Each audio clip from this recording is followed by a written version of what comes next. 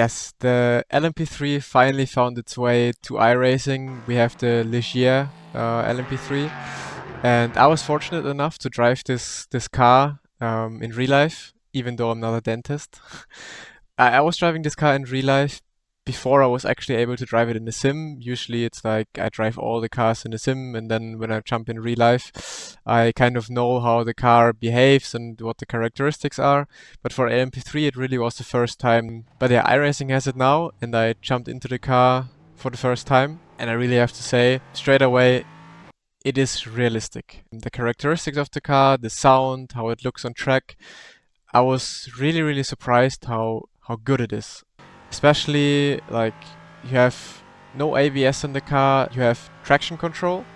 But in real life, we actually turn traction control off because the system in real life is not really good, and the car has enough grip, if you're careful with the throttle out of corners, to drive without TC, and you're definitely faster without TC.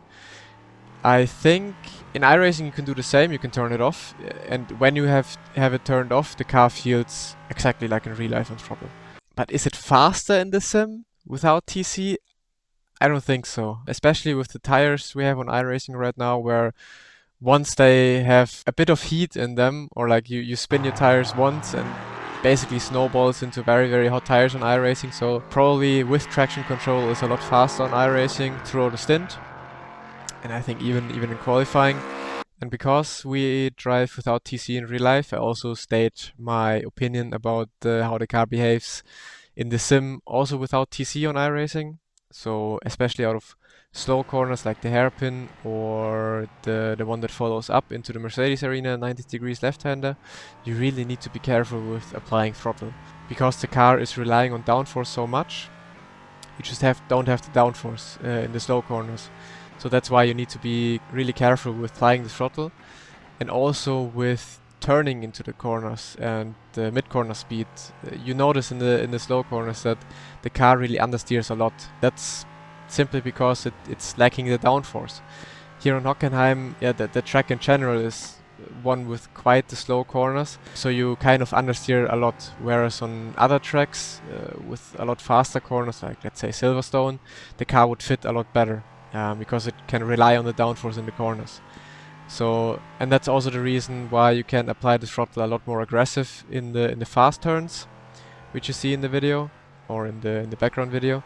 Yeah, out of hairpin and the slow corners, you just have to be really careful not to spin your tires and not to spin the whole car, because it is very hard to catch a slide because you're limited with the rotation the car has, and you are limited by how aggressive the steering wheel is in the car. So you just go 1 millimeter to the right and the car instantly changes direction.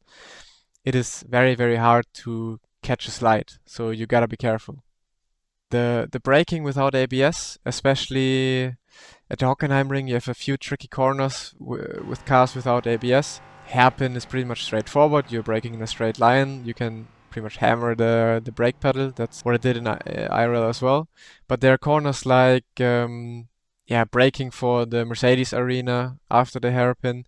You kind of already have to turn into the corner, and with that you easily lock up the tires. Yeah, it's also on iRacing like that. So you kind of have to be quite careful in the braking zone, especially Sachs curve at the Hockenheim ring with the banking. It is so easy, and you can see it in the tire marks from my laps before. The left front tire, when it probably lifts up a little bit going into the banking, so you have like really easy lockups there. So you have to be very careful braking into it, braking kinda early. That's pretty much all well done. Like that's exactly how it felt IRL. The only really difference is I think the height of the car. I don't know if it's a bit higher on iRacing compared to real life. In real life you can't take the curbs. There's no chance you can take the curbs. For example, on the iRacing footage you see out of the last corner or exit of turn 1. In iRacing you can just go with the normal track limits that iRacing allows. And yeah, you survive basically. The car drives over the curbs like nothing happened, and that's it. But if you did that IRL, the car would like instantly touch the ground. It would scrape the ground, and because it's a prototype and you basically sit with the butt on the on the asphalt. When you hit the ground with such a car, it feels so violent. It feels like the whole bottom of the car, the whole underfloor is ripping apart. You can actually also easily lose the car there. That's why in real life, no one actually goes wide out of turn one, even though the track limits would allow it. But you just can't use it with the car. That's the only thing where iRacing is a bit different, because you can use all the curves. It doesn't matter to the car. The sound of the car. I mean, just listen to it. It's a very nice V8 sound, very loud IRL, and also really good in the sim. When you saw the side-by-side footage, you notice that there's a little bit of a difference, but it's only really due to the camera being in the car in real life, and it just picks up a little more vibrations, a little bit more of everything. That's honestly something I'm missing in the whole of sim racing, is that usually they only have like the transmission sound and the car sound, the just engine sound, but most sims don't really have all the vibrations the cockpit has, and that gives most of the sound when you sit in a car, actually, is the vibrations of everything when you go over curbs, over bumps. That's a bit missing, but the overall car sound, especially like TV camera, yeah, when the car is stationary, the kind of vibrating, pulsating sound, it all has that.